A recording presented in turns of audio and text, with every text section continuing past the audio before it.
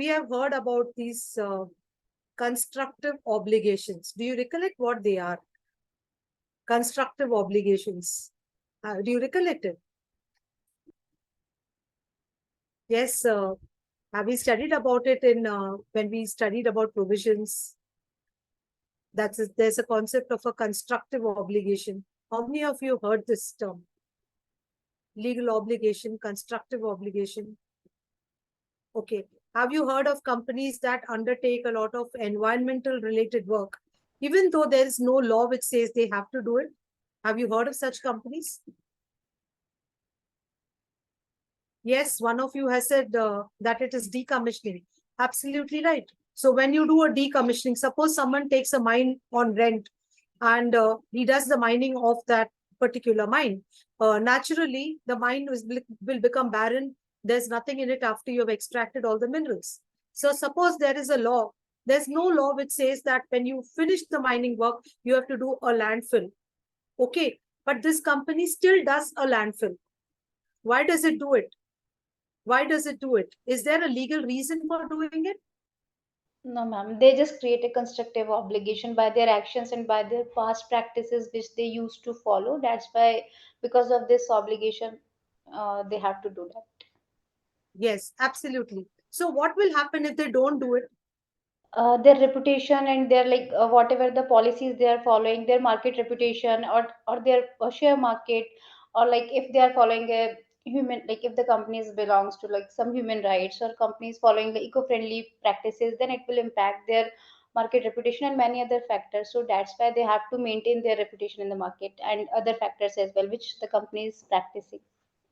Yes, absolutely right. Now, this is because they got a past practice, right? So the constructive obligation happens because maybe you published the financials or of your company in the chairman's statement and things like that. Along with that, you published a CSR report. So you said you're very environmentally friendly, or you made some policies known to people on your website and things like that, which made you do it. But today, in addition to all of that, there is a compulsion on people, even if there is no past practice. If you see your competitors in the market, if they make certain disclosures about what impact their activities are happening on the environment, and that is attracting the people to buy the shares of the company. If the shareholders and the investors are able to see that even though damages are taking place by the entities' activities on the environment, still these people are doing something to set it right and to be more sustainable. So such companies are looked at in a better way, and it is generating a goodwill to the company. So in the same way, when I talk of this environmental, social, and governance disclosures, that has also become an order of the day today, where without a legal right, or even sometimes when there's no constructive obligation, entities enter into these kind of disclosures or do such activities and disclose them in financial statements, because it's going to add them brownie points when they go for taking investments from the public. Okay. So that is also a reason why this has come out in prominence. No doubt people are becoming very aware that we need to be sustainable. Whatever our actions are happening because of our activities, whatever damages are happening on the environment or on the society, we have to ensure that the all those resources are available for our future generations and things like that. So now that is why the importance has become more and more important, more and more prominent nowadays in making investment decisions too. So as accountants, I think it's very important that we understand what are these kind of disclosures that are being asked. Of course, today's session is very much on the basic level, so we are not going to go into too much of details, but generally, what is the basic way, or what is the basis on which all these things have come up, and how it is impacting us as accountants? Because going forward, when we are going to be working, we will definitely be involved in making those kind of disclosures in the financial statements. So understanding those basics is important for us. Though we are not going to look at the details of the disclosures in this session, but understanding that background is important for us. So we are going to discuss the concept of sustainability and ESG. Then we look at the importance of ESG in today's business world. We will also look at the ESG risks that are being faced by entities. Then the ways of measuring those risks, that is the ESG metrics. Then we look at different frameworks which are telling us how to make certain disclosures about ESG. And lastly, we look at the need to embed the risk and opportunities into our business strategies. So we are going to first start with understanding the concept of what is ESG and the related word sustainability. They go hand in hand. So what is all of this? So when I say ESG, E is environment, S is social, G is governance. So ESG is the framework that helps the stakeholders to understand how the organization is managing the risks and opportunities that relate to environment, society, and governance. So we are facing various risks because of our actions, or activities that we are carrying out on our day-to-day work as an organization where we are making money out of various kind of activities. We face various risks. So ESG is all about how we are managing those risks and linking them to the opportunities so that we can reduce the risk to an acceptable level. So let's understand what they are. We start with environmental risk. So the organization's environmental impact and risk management practices and the overall resilience to such risks. So first is, when the organization carries out its activities, it is going to impact the environment. How can it impact the environment? Maybe you're damaging the air, maybe you're damaging the water, or you're damaging any natural resource. Maybe you're extracting some minerals from the ground. So you're generating electricity and you're causing some pollution, or you're using the non-renewable source of energy, and so on. So these are all the risks that we face in the environment faces because of the activities of the entity. So environmental relates to those impacts and the risk, how to manage those risks so that we can cope up and recover from the setbacks. Because when you're harming the environment, definitely it's going to have a bad impact on the sustainability. You're not going to have enough of output for the future generation, enough of the resources for the future generation. Also, the stakeholders will not take you in a right way if you consume the resources without making efforts to reinforce them. So that is the environmental part of the ESG. The second aspect is the society. So when we are carrying out activities, we have to deal with human beings and the society at large. What are we doing for society at large? So it refers to the organization's relationship with the stakeholders. For example, you will look at factors like how are we managing our human resource management? What are we giving them fair pay? Are we giving them employee engagement in the organization's activities, and how it will impact on communities in which it operates? So now if you look at what is happening in our real life, when you notice that a factory comes into a particular locality, what do we see? Surrounding it, everything comes up. Okay, you will notice commercial establishments will come up, schools will come up, colleges will come up. But if this entity is taking the responsibility of setting up some kind of infrastructure for its employees, it scores a brownie point over its competitors. So that is what it is impacting their actions to the employees will give them in return something that is going to be good for them. And also we have to look at whether we are not just acting in accordance with the laws by dealing with our employees, giving them good health and safety, health and safety related benefits. But along with that, what more are we doing so that the employees grow with us? So that is also the second aspect of the ESG. And the third aspect is governance. We know today companies are run and there's a separation of management and control. So the concept of corporate governance came into picture, right? So when you look at ESG, you as a shareholder would like to know how your company is being managed. Who are in the board of directors? What are they doing? Are we having not just looking at just governance in the aspect of what corporate governance tells us, like it would tell us set up certain committees. Do you know the names of the committees that are set up if it's a listed company under corporate governance? What kind of committees are set up? Does anyone know?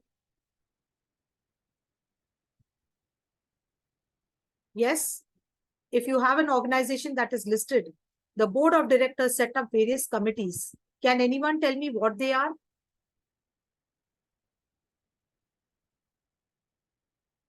Have you heard of audit committee? Audit committee. Yeah. And, Nomination and nomination committee. Nomination and, committee, remuneration risk ma- committee, risk management committee. Absolutely. So these are things that normally happen. But you as a stakeholder want to know what all they are doing for governance. You want to know what is it, who is running the board, what ethical practices are they following. Okay. So like suppose now you have a company which is selling food products. Okay. If it's selling food products, when they're buying their raw material, what should take their priority for buying the raw material? Will it be the quality of the goods or the price of the goods? What will take a precedence? You're selling Quality. food products. It should be Quality. quality. Yes, Yes. absolutely. So you, from governance perspective as a shareholder, want to know what is it that, what mission have they set up? Have they given priority to the ethics of, or rather concentrating on quality over pricing? Other way around. So we would like to know a lot of things about how the way organization is being governed. So ESG is not just environment and social.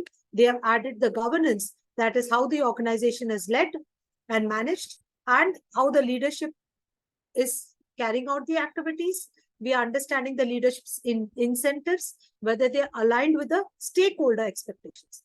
Now, one thing about corporate governance is that there are various stakeholders, and corporate governance tries to ensure that we satisfy the needs of maximum stakeholders. We don't concentrate on just making our shareholders happy, but various stakeholders happy. So that is always the aim of corporate governance. So we look at governance issues from the point of view of leadership, and how are they giving the wide stakeholders, how are they dealing with them fairly? Okay, so how shareholders' rights are viewed and honored, what type of internal controls exist to promote transparency, accountability on the part of leadership. Okay, so all that is part of this. So suppose now there's a company which is having mineral resources. Okay, so would you as a shareholder like to know what are the reserves that are available on that mine? Yes. If you are the shareholder of a mineral company which is extracting minerals from the various mines, as a shareholder, would you like to see a disclosure of the level or the amount of unused minerals that are there in the mines? Yes, ma'am, definitely. Yes. We would like to know. Yes. So when I look at ESG, it also includes the transparency of the management on informing all these things to the shareholders. That means they have to have policies in place to keep on periodic intervals, to keep valuing those resources and communicating it to the shareholders so that the investors are aware of what is the prospects of this company. So this transparency, accountability, all this is part of corporate governance, and that is also part of the ESG disclosures, which is recommended nowadays by companies.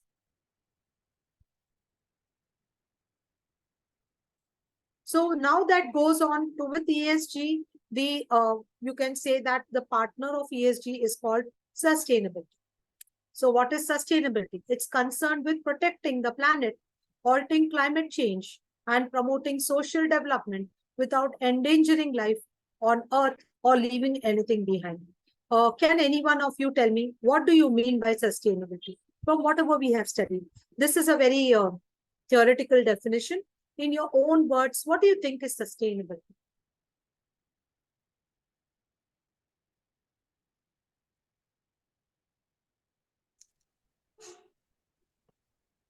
Making it Have you heard?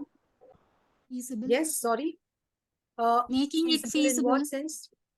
Like, can you just elaborate a bit? like existence, for it to exist. going concern. Okay. So you mean to say the resources that you're using, you want it to sustain for your future generations? Can I say like that? Yes. So yes, absolutely.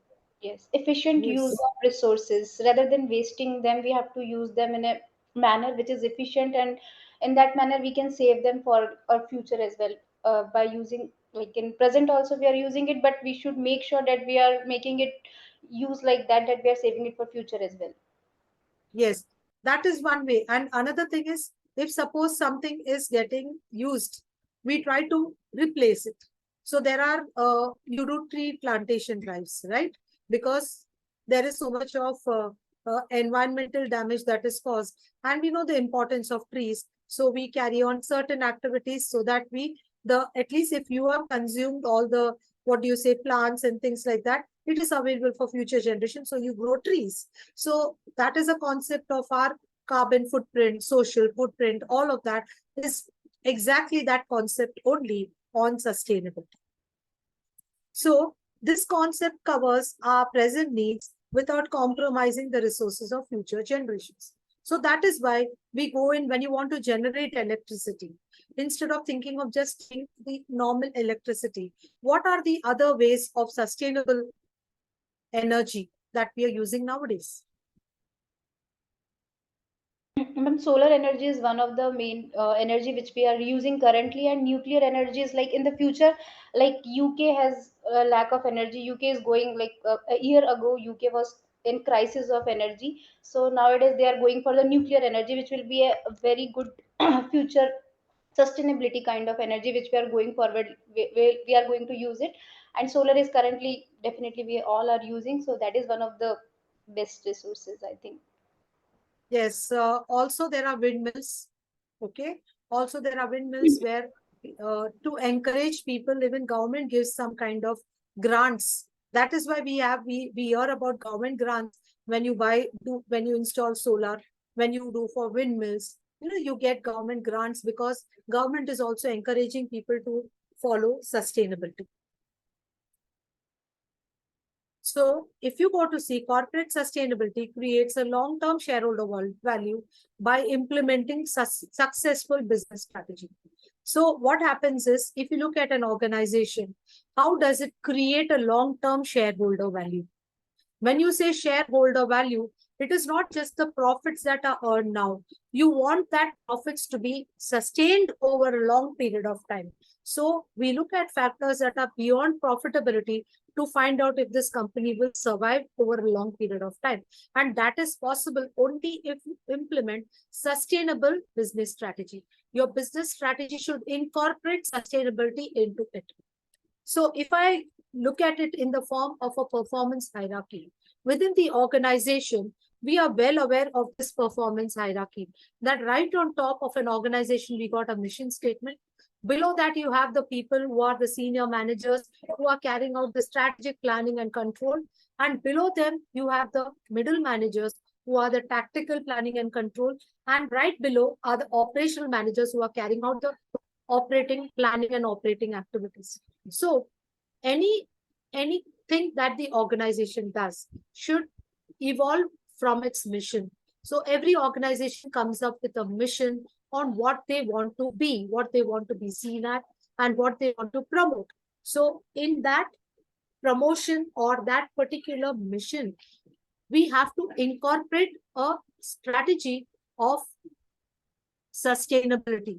If I incorporate that strategy of sustainability in my mission statement, automatically my strategic planning department will always, what is the work of the strategic planning department? To see that my mission is fulfilled. So the mission is just the broad objectives of the company. So in that, we incorporate a sustainability. And below that, now the strategic managers are going to be coming up with more specific objectives. What do I want to do for sustainability? What do I want to do for other areas of the business? So you make a lot of long-term decisions for the entire organization, overall for all departments and divisions. At a very, very broad level, it is done. Now these plans go below to the middle managers, and now these managers work on detailed short-term objectives. Like if these people are planning, say, for 5 years, at this level, they plan for 1 year. So when they are planning for 1 year, they go on and make plans. But if the strategic planners have included sustainability, then when they do this planning, they will look at the sustainable ways of consuming our resources. Rather than just looking at using any resource that we have, sustainability will become will get inbuilt into the system. Okay. And then right below are the operational managers who just work on the plans that are provided by the middle managers.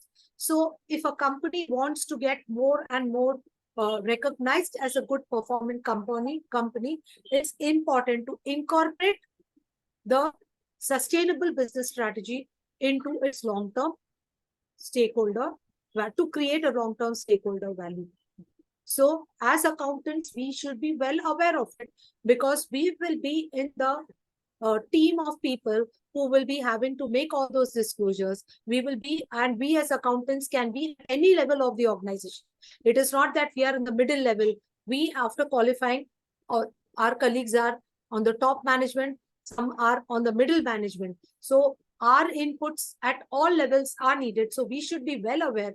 Then only you can give your inputs when you are at the level where you can make your recommendations. So it's very important that we understand this, so that we start doing research on what all areas we could be involved in the organization on all of this, so that it will be good for our career progression also, along with the company also scoring good points by doing sustainability. So a sustainable business strategy will address the needs of the environment, the society, and financial system within which the business operates. And the aim is to leave these systems capable of existing indefinitely. So when people are going to go to the various levels, we know we want to do sustainable development. So here at this stage, we will think, okay, can I consume some other source of energy rather than just consuming the electricity that comes? So we start to plan at both these levels whether we can go for other sources of energy. Then we are damaging the environment. So what are we doing to get it right? All these will be included in the plans of the company, which in turn will enable the company to be more successful. So when I look at sustainability, there are 3 pillars of sustainability. One is the economic, that is the profits earned.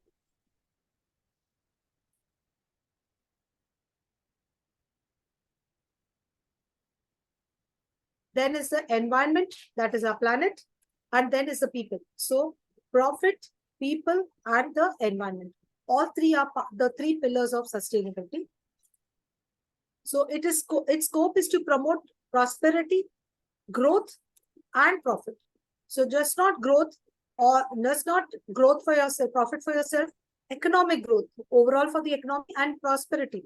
Prosperity comes not just from money, but overall from all our resources, all our natural resources. And it is across all the 3 core elements: environment, social, governance, and stakeholders, including investors, want to financially support companies that promote sustainable practices and profitable over time. So when I'm going to go for finances for my company will get good finance only if we promote sustainable practices and profit over time. So that has become the order of the day today. So if I go to look at ESG is taking a holistic view. That means it is not a very micro level, it's a macro level. It looks at various aspects that extends beyond just environmental issues. So earlier, when we looked at the concept of sustainability, we have always studied that you should use the resources in such a way that it is available for your future generation. That is how we viewed at sustainability. But now ESG is looking at not just environment, but it's looking at environment, social, and governance issues. So when I look at ESG in the context of my stakeholders, I have to look at ESG not from the context of one stakeholder, but various stakeholders, because organization has got various stakeholders. Can you tell me who are stakeholders? Can you give me examples of stakeholders and who are they? Does anyone know? Shareholders, employees, government. shareholders, employees, government. So can I say stakeholders are people who are affected by the activities of the entity? Yeah. Yes. Okay. So you told me 3 stakeholders. Can others tell me any other stakeholders? Customers. Who are the customer? Yeah. Vendors also. Vendors. Yes. Customer. Investors. Vendor. Investors, Yes. Investors. bankers, government, Yes. What about my neighborhood? The society that is surrounding me. yes, That also. yes, In fact, a stakeholder can be even the fish in a pond, if suppose it is affected by the activities of this company.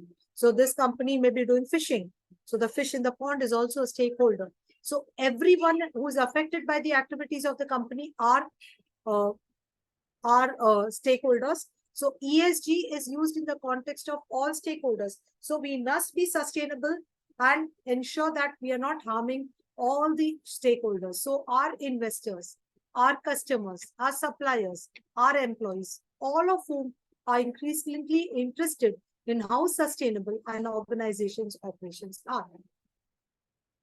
So ESG has changed how capital allocation decisions are made by many large financial service firms and asset managers in the world.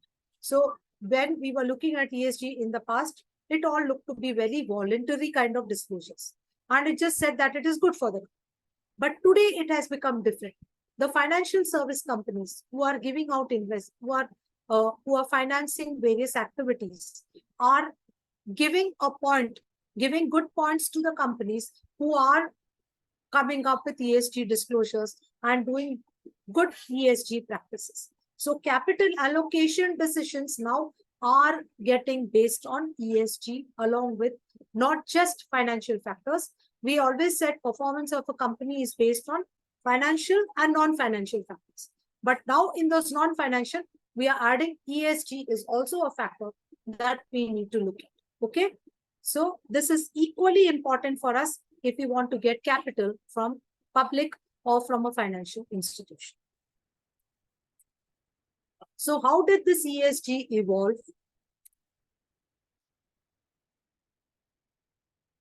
Initially, ESG was in the 80s. That time, organizations in the US were just looking at what kind of regulations we should have so that we can reduce the pollution. Okay. And their aim was only to improve the labor and safety standards. So they wanted the pollution to the environment to be clean and give safe conditions, working conditions for the employees. That's how it started.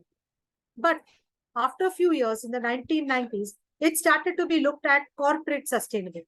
So your management teams wanted to focus on reducing the entity's environmental impacts beyond just the legally mandated ones. So they said, we will not look at only what a company is doing in terms of following the laws and regulations. What is it that they're doing for the environment? We want to add that also. But there were some dangers because of this. What happened was they started to notice that this corporate sustainability started to be used like a marketing tool to overstate or misrepresent the efforts of environmental impacts. Because this was a voluntary disclosure that people started to make. And when people started to do this, people started to misuse it and put wrong things. Even though they were not following things, they were writing things that were not absolutely right. So it was like an eyewash on those kind of things. So when I look at, and that went on to the next stage where we came up with corporate social responsibility. So we said, we just don't look at environment, let's look at social also. So by early 2000, the corporate social sustainability movement began to integrate the areas around how the company should respond to society issues.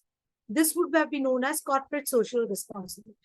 And for doing all of this, it bent on the concept of a corporate philanthropy. That is the rich businessmen or people who had to, it was voluntary. So there had to be money that was put for doing this kind of activities. It was not a compulsory requirement. So those who are philanthropists, they helped in this kind of activity. So even employee volunteerism was a part of this.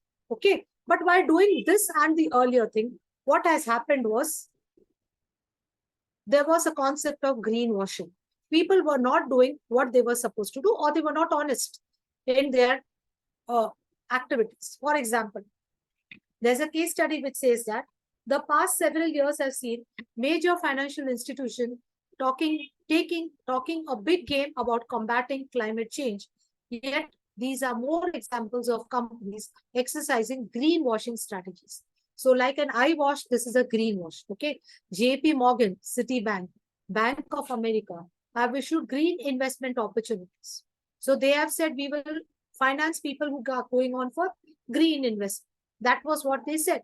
But a report released by the Rainforest Action Network showed that big banks, the ones mentioned above, including Wells, Barclays, Bank of China, HSBC, and so on, are still lending enormous sums to industries that contribute the most to global warming, like fossil fuels, deforestation, while boasting that they are leaders of the green transition. So this has become an eyewash that when people are now claiming we are going to only finance those who promote all of this, but these big financiers are also not following all of this because they're following greenwashing. So definitely even these big financial institutions will not be having a good impression among their stakeholders. So financial institutions will also have to pull up their socks, and they cannot continue the way they are doing now. And because of all of this, then it came to the next aspect of the ESG. That is, in the late 2020, ESG emerged has evolved into a comprehensive framework that includes the key elements around the environment and social impact, as well as how governance structures can be amended to maximize stakeholder well-being. So that's how it evolved. And today it is called ESG, where we are including everything, not just environment or society, even governance issues. So why is ESG important in today's business world? Can anyone tell me why?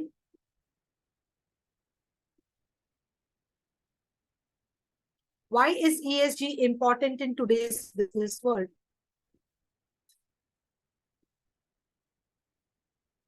Is it just a waste of time and money, or is it something beyond that? Yes, what do you think? As consumer, we also want to support those companies or those industries which are running on sustainable means. So unless we know, unless the company disclose those facts, we as a consumer would not come to know that whether they are operating in a sustainable way or not. So, from that angle, it becomes important. Absolutely right. So even we as accountants will work in companies where we need to get finance for our companies. So we also have to ensure that we are having sustainable development. Then alone we become a very, it becomes easy for us to generate finance. So it becomes our duty even to be part of the team in the organization where we are involved in sustainability, giving advice, because we work at various levels. So we have to be aware of all these issues so that we can keep our organization on top and become easy for us to get finances, along with, of course, doing good for the environment, social, and also governance related matters. So that is why institutional investors are now growingly aware of ESG and have made ESG an integral part of the performance metrics while assessing various alternative investments. We know that the institutional investors are the biggest investors. And if you want to encourage them to come and invest in your company, unless you do ESG related disclosures and you genuinely do things that are good for the environment, social, and governance areas, you will find it difficult to generate finance from all of them, because they have included now not just the rating of financial credit rating agencies. They're not just taking those ratings to decide their investment zones, but also even the ESG has become a part of the performance metrics to decide on the investment alternatives. And nowadays, there are growing number of ESG rating agencies that are assigning ESG scores. Do you know any agency that is doing this?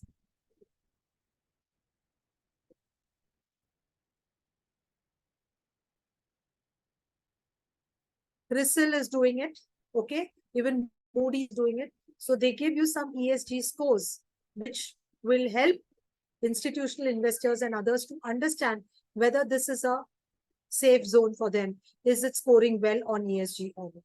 So there is a growing number of ESG rating agencies that assign ESG scores, as well as new and evolving reporting frameworks, all of which are improving the transparency and consistency of the ESG information that firms are reporting publicly. So that is why it is said the capital market can be a powerful tool to create the change. How? By restricting the access to capital. Thereby, organizations are growing more sensitive to improve performance across environment, social, and governance parameters. So, as finance professionals, how is ESG important to us?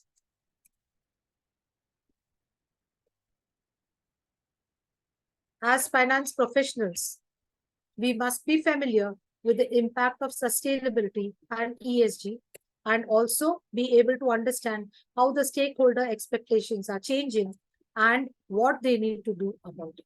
So we definitely need to know what is the perception of stakeholders, and we need to be in line with their expectations. So let's look at the ESG risks. If I look at environmental risk, can you tell me what are the different environmental risks a company's activities leads to?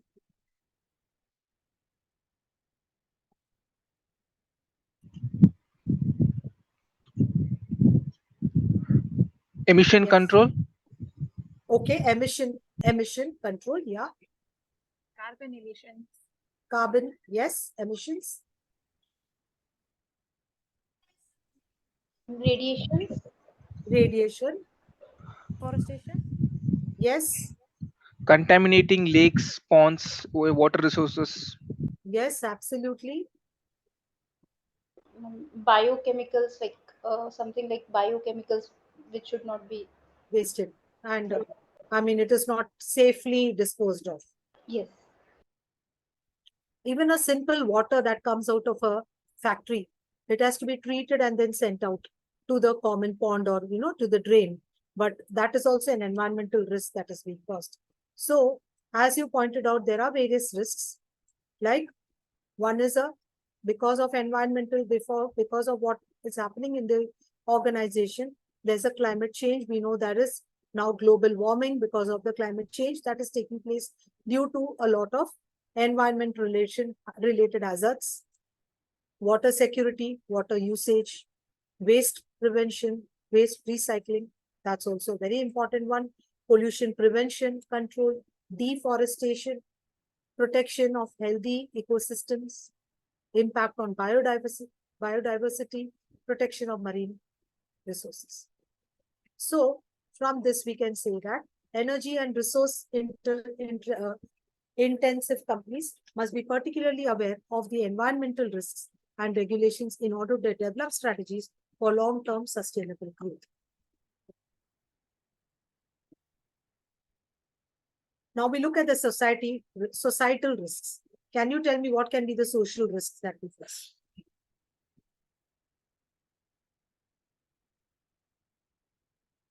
Yes, what are the social risks then?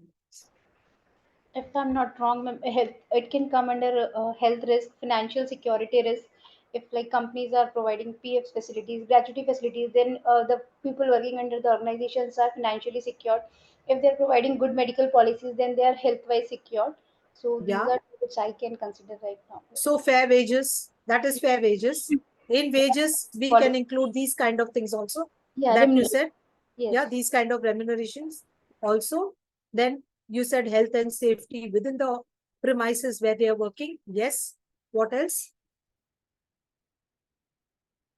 What about mental health, mental wellness, and like because of the long working hours right now, what in generation, like what we are going through is like a work from home culture or any other cultures, we are doing work long hours working are going on. So company should pay attention to the mental wellness and mental health also, because this is the utmost, I think, the criteria which is right now and in future going to impact the young generation. So this should be yes, one of the factors. yes, very important factor. Anything else?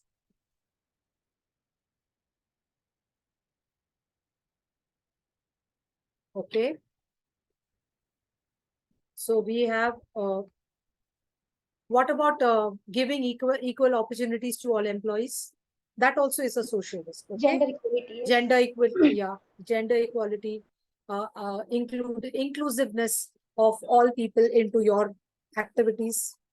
So diversity, equity, inclusion, wage equality, working safety conditions, respect for human rights, training and workforce development, data privacy, community engagement, ethical supplier vendor practices.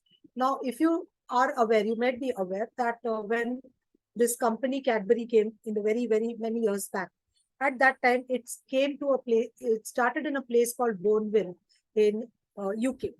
It set up the factory in a very backward area where the surroundings of that place had people who were not well to do. They did not have improper drainage system. The people around that place were not educated.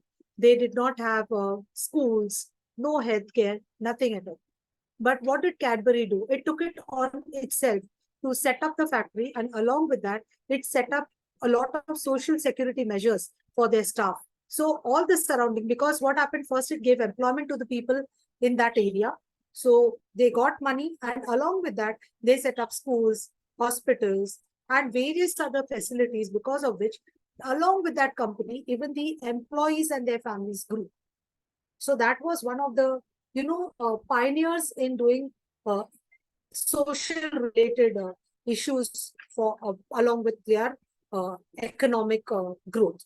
So that was one of the very pioneer case studies that I could understand. So social issues tend to have an impact on all company stakeholders. A firm's ability to avoid damaging its relationship and reputation can be important for ensuring long-term competitive advantages. Then we go to the third aspect, that is governance. So when I look at governance, it is company's integrity and ethics. As we discussed, ethics is a very important aspect of governance. It is all your anti-competitive behavior and practices, the ESG disclosures that you make, your transparent communication. We said stakeholders need to know what's happening in the company. Be transparent and be accountable to them. Grievance procedures and systems, corruption, fraud,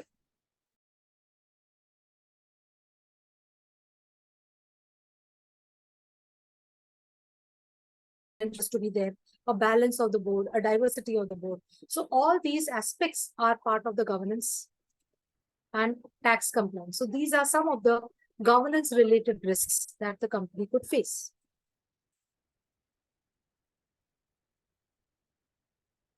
So organizations must consider the role of the board of directors when overseeing the risk management policies, develop sound risk management systems and internal controls, determine what disclosures need to be made to the public and investors, and provide guidance for sound decision making and effective resource allocation.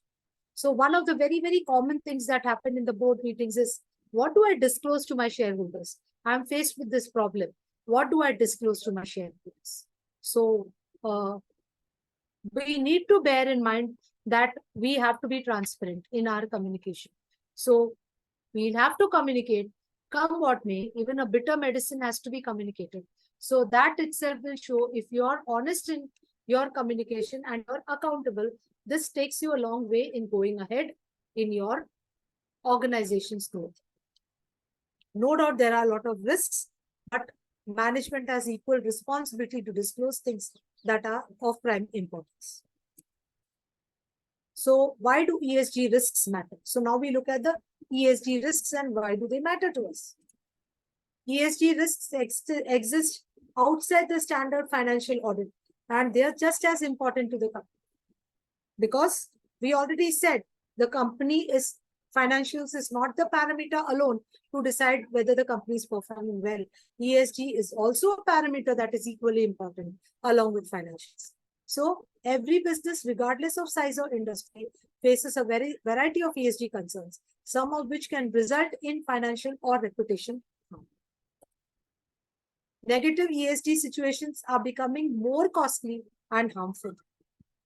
So it's crucial for companies to be able to identify and mitigate the risk to ensure long-term success. Let's see some case study of people who have had negative ESG and how it impacted them. So this Pacific Gas and Electric recently agreed to pay 55 million to avoid criminal prosecution for 2 wildfires started by aging North Carolina power lines belonging to the company. Okay. So this is a big amount that they spent because of the environmental damage. Another one, poor governance resulted in recall of millions of Volkswagen cars by the company after the company admitted to falsifying emission tests. This cost the company 35 million in fines, penalties, statements, settlements, and buyback costs. Are you aware of any other such kind of penalties that companies have faced? Anyone is aware of it? It will be nice to if you can share something with us.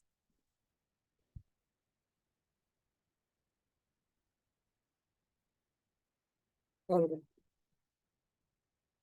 So now can we say that small and medium-sized business can avoid this risk?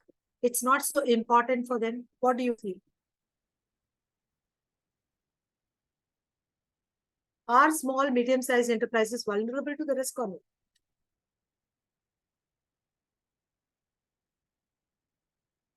Yes, what are your thoughts?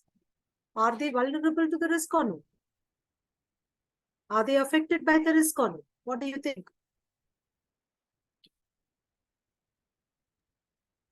Can the small and Yes. medium-sized enterprises say we are not affected? So why do you think they are affected?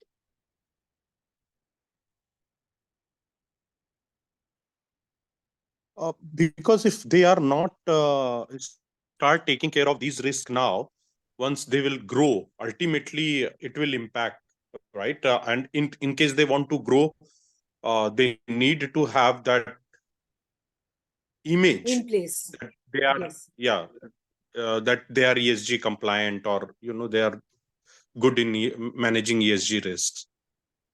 Yes. And not only that, once they set up, it becomes a culture of the organization. Because Yes. always, the culture of the organization has a lot to do in the way the organization is managed.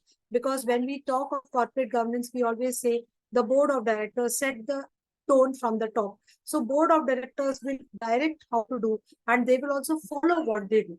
So they'll be very serious on issues, and they will show that seriousness. If someone doesn't comply with internal controls, they'll issue memos, they will take corrective action, they'll be very strict about not adhering. So if ESG gets ingrained into a business strategy, it becomes easy for them even as they progress. When they want to get listed on a future date also, all these factors give them a brownie point when they get to list themselves.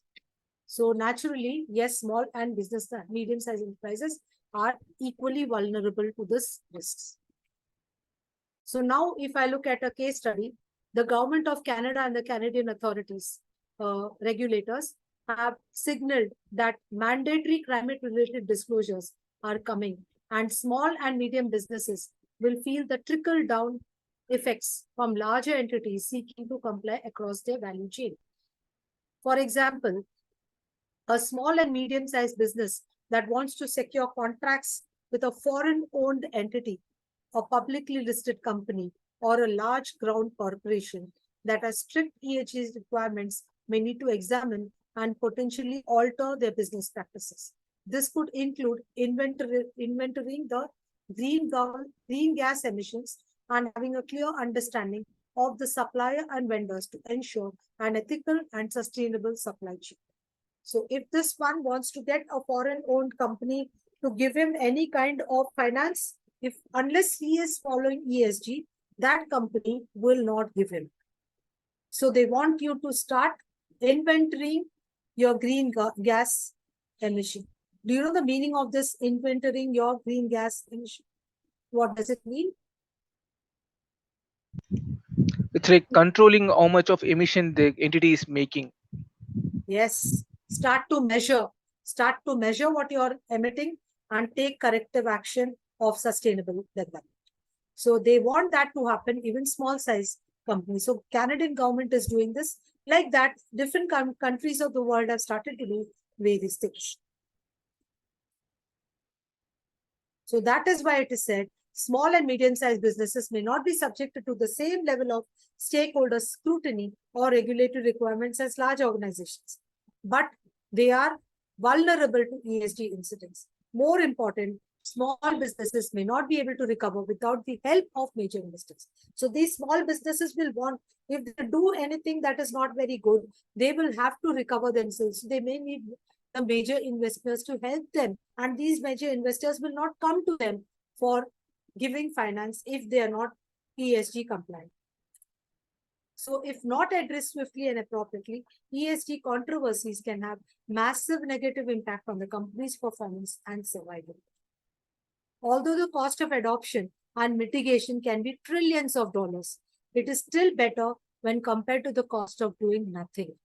As a result, it's critical for businesses to recognize and mitigate the various types of risks that pose a threat to their company. So now we look at the ESG metrics. What are the metrics that we do? So the ESG metrics is like quantifying the company's commitment to ESG. How are they quantifying? So they help to measure the impact of the ESG initiatives in a more scientific way to provide insight into where we stand against similar companies. So why is it important to us? Because ESG metrics is not just to quantify the initiatives, but also facilitate the measurement of the progress towards the goal. Thus, ESG metrics act as an accountability mechanism and helps ensure that the organization is on track towards the commitment. So now we measure the ESG metrics. So there are different ways of measuring the metrics. Like if you talk of environment-related greenhouse gases, then we measure the level of carbon dioxide that is emitted, the methane that is emitted. Okay. If you talk of air pollution, then we look at the particles per aerodynamic diameter. You talk of gas monitors. Then you talk of energy consumption in terms of kilowatts per year, water consumption in terms of liters, waste output in terms of kilograms, tons, cubic metrics, use of natural resources in terms of land use, nature loss, resource depletion, and so on. Same way, there are different ways to measure society factors, social factors, like wages paid, average wage that you pay your employees, then workforce diversity, the ratio of the men, what men earned compared to women, amount of training given to your staff, incidence of health and safety procedures that you have given to your employees. All these are the ways to measure society factors. Then when you look at governance, we look at diversity ratio in the executive board. We look at existence of anti-corruption bodies. We can look at whether we have whistleblowing in place, delays, defaults in taxes, compensation to your executive in comparison to others in the industry. So we know the ways through which we measure our ESG. Now we come to the framework. Different kind of framework has come up with disclosure requirements. What are they? So today we are going to look at very briefly what are those frameworks. So what are those frameworks? They are basically the guiding principle which companies can use to identify, assess, document, and measure their ESG commitment. So these framework outline the various reporting metrics to track and monitor how you are performing against certain benchmarks. So now you're going to give a framework will enable you to track what are you versus you others. This framework has been established to assist firms in assessing and disclosing their sustainability, susceptibility to a range of ESG risks. So there are many frameworks, but some of the most widely recognized ones are the SASB standards, which is part of the IFRS, okay, financial reporting standards, then the GRI or the Global Reporting Initiative, and Task Force on Climate-Related Financial Disclosures. So first we look at the Sustainability Accounting Standards Board, which is part of the International Accounting Standards Board. Now, this standard enables the organization to provide industry-based disclosures about sustainability-related risks and opportunities that could reasonably be expected to affect the entity's cash flows, assess the finance, access to finance, cost of capital over short, medium, or long. And global investors have started to recognize that these standards are an essential requirement for companies seeking to make consistent and comparable sustainable disclosures. So this, as on date, they have come up with 2 disclosure standards on what to disclose related to ESG. There are 2 standards. One is a framework and the second is a standard, but they are suggesting to us that we need to provide industry-based disclosures about the ESG requirements. We will discuss more about this in the session that follows. Today, it's only an overview. Then the second body is called the Global Reporting Initiative. This is another body which is consisting of, or rather in existence for more than 25 years, independent body, which is helping businesses, government, and other organizations to understand and communicate their impact on issues such as climate change, human rights, corruption, etc. It provides the world's most widely used sustainability reporting standards because it's there for 25 years, okay? It covers topics like biodiversity, waste, emission, health, safety. And these disclosures are enabling transparency and dialogue between the company and stakeholders.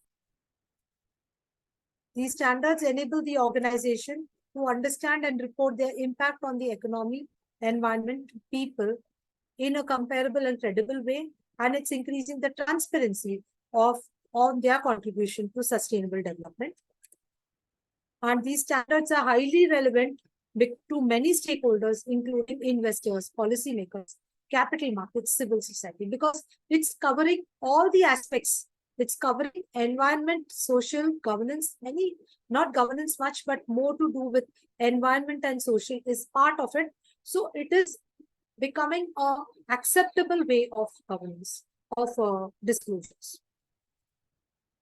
So when I look at the GRI standards, there are 3 universal standards that they have come up with, and they have given sector-wise standards covering 40 sectors. For each sector, how the disclosures should be, and topic-wise standards containing disclosures for providing information on topics.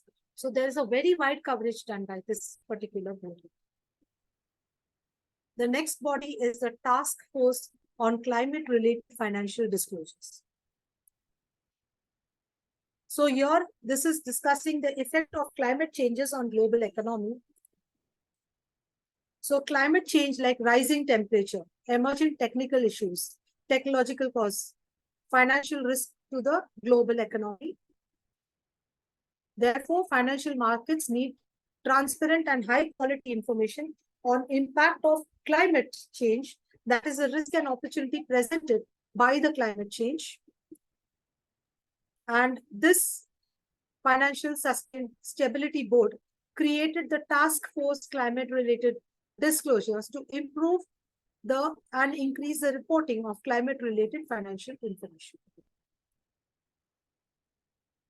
So this body has developed recommendation on the type of information companies should disclose, which will support investors, lenders, insurance underwriters to appropriately assess and price a specific set of risks related to climate.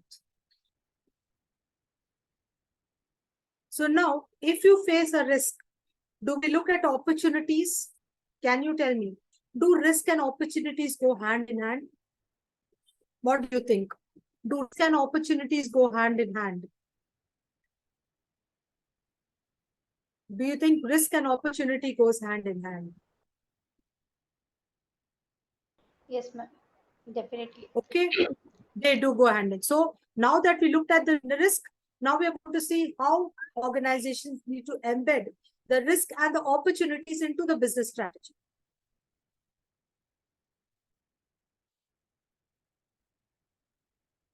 So the need to embed risk and opportunity into your business strategies. So one of the persons from KPMG in Canada, who's called Prathamesh Raichura, has said, he's a partner, he said, understanding the full spectrum of the organization's ESG risk exposure is vital component for developing an integrated business strategy.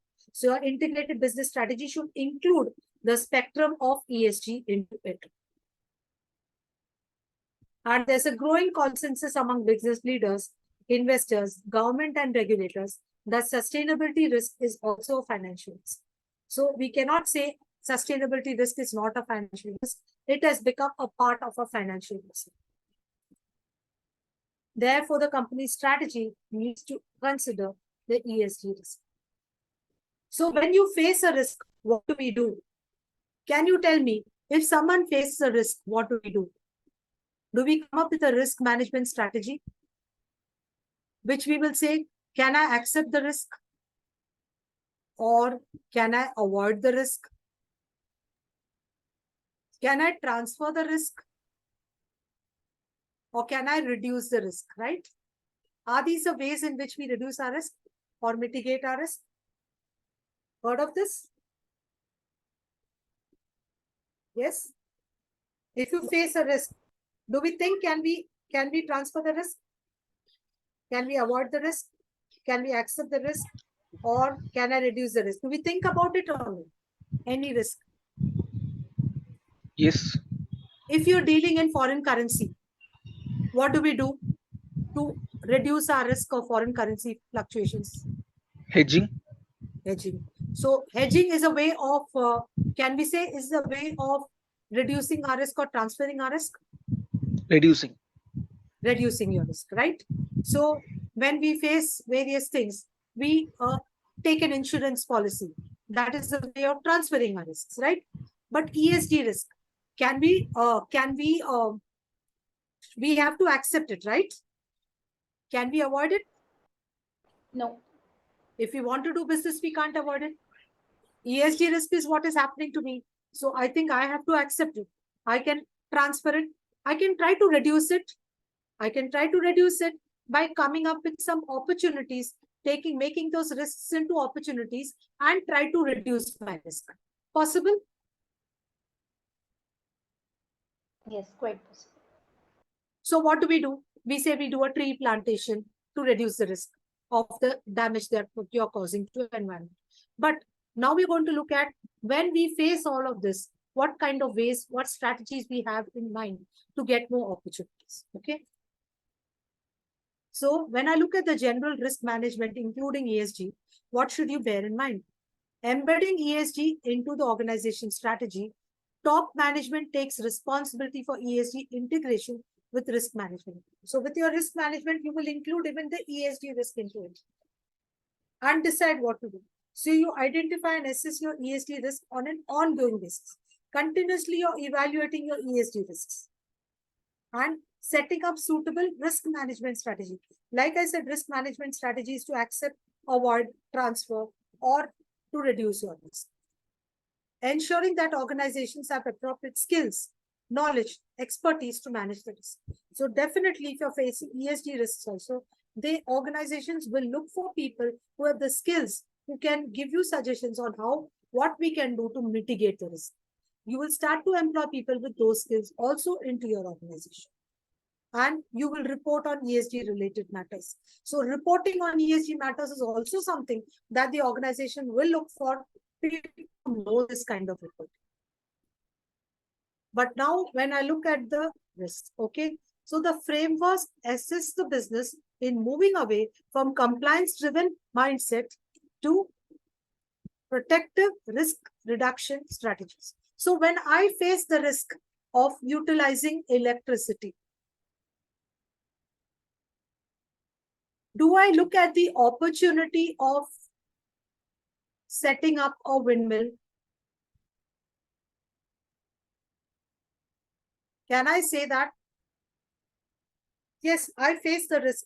So can I look at the opportunity of setting up a windmill? Because when I set the windmill, the government will give me a grant. So is that an opportunity that is coming to my way by changing, by handling the environment and also getting an opportunity? Do you agree with me or no? Yes. So With that what risk- we try to do, yeah, No, you can continue. I was just telling that with that risk, we are getting an opportunity as well. Yes. yes. So whenever we deal with risks, we should look for opportunity. No doubt, if you set a windmill, okay, you are not generating the electricity is going to be, windmill cannot be set up anywhere. Windmill will be set up only in places where they are allotted by the government to set up windmills, because there is a requirement that you need a big land and then there should be an open field and things like that. So I know of companies who set up windmills in a place other than their factory. So suppose there are people like in Pune who set up a windmill in, say, Satara. Now, what does the government give them? The government says whatever electricity you generate in Satara, that electricity equivalent, if you consume in your factory, I will give you the electricity in your factory at a very concessional rate. So whatever they generate there, now the electricity cost is reduced in their factory because they're generating the electricity. So such kind of opportunities come our way if we do things which are more environmental friendly and more sustainable methods of doing it. So that is why ESG framework will assist the business in moving away from compliance-driven mindset. So now we will stop thinking, what do I do to comply with the law? We'll start to think, what do I do to have a proactive risk reduction strategy? How do I reduce my risk and get the advantage of it? Okay. So transforming your risk to opportunity is what is needed. The market, consumers, regulators are increasingly demanding that organizations take comprehensive approach to managing ESG risks.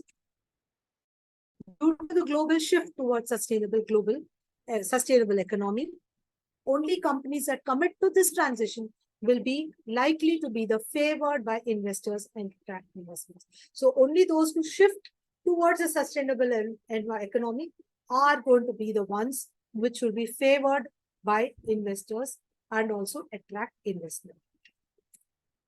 So transforming your risk to opportunity summits.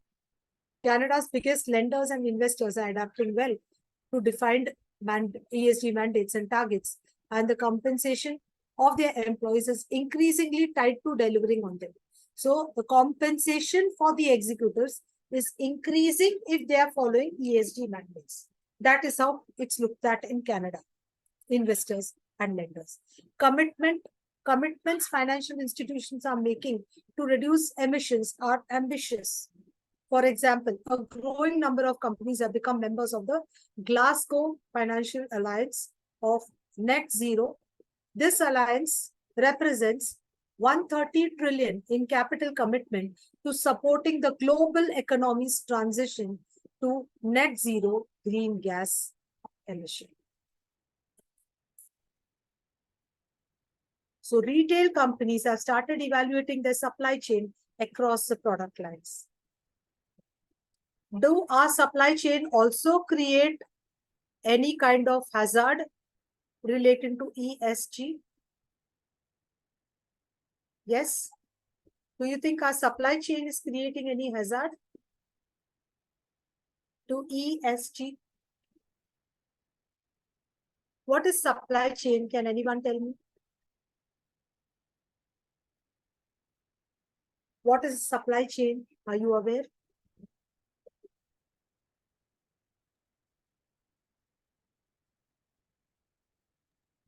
Distribution. Distribution. So right from it's just the distribution, right from you buying goods from your vendor till you deliver it to your customers. The entire logistics of the distribution of the whole thing can be called as your supply chain. Now, this supply chain, does it cause a harm to ESG? Is it an ESG risk? Yes. How? they by using providing service to the organization, they are polluting various resources. So that is because of utilization of vehicles to Yeah. transport their things, right? Absolutely. Yes. So now when you look at retail companies, they have started to evaluate their supply chain. So this is what is happening today. So they have identified the carbon intensive products and processes, develop strategies to develop or redesign products with lower carbon footprints. Okay. So even our packing, when we were using earlier this brown cartons or using plastic, now we have shifted more to using this paper-based kind of things where we are recycling the paper. And if you go to see nowadays, when you get some packets in your house, they have a very dirty smell of brown packets. Have you ever experienced that? Yes. Those brown carbon cartons, because Yes, what is happening is they are all being recycled and they're just used for a temporary period of time. You just pack it and then it is thrown off. So all these are happening because of us going in and trying to look for things that are more sustainable. So that is what retail companies are doing because they know what harm they're causing to the environment. So this is how companies look at opportunities. So more retailers undertaking climate assessment of their supply chain.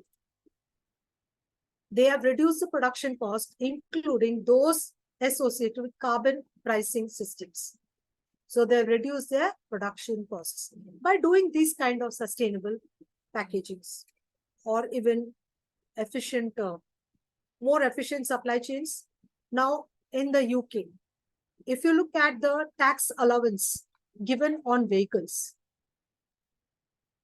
the vehicles which have a low carbon emission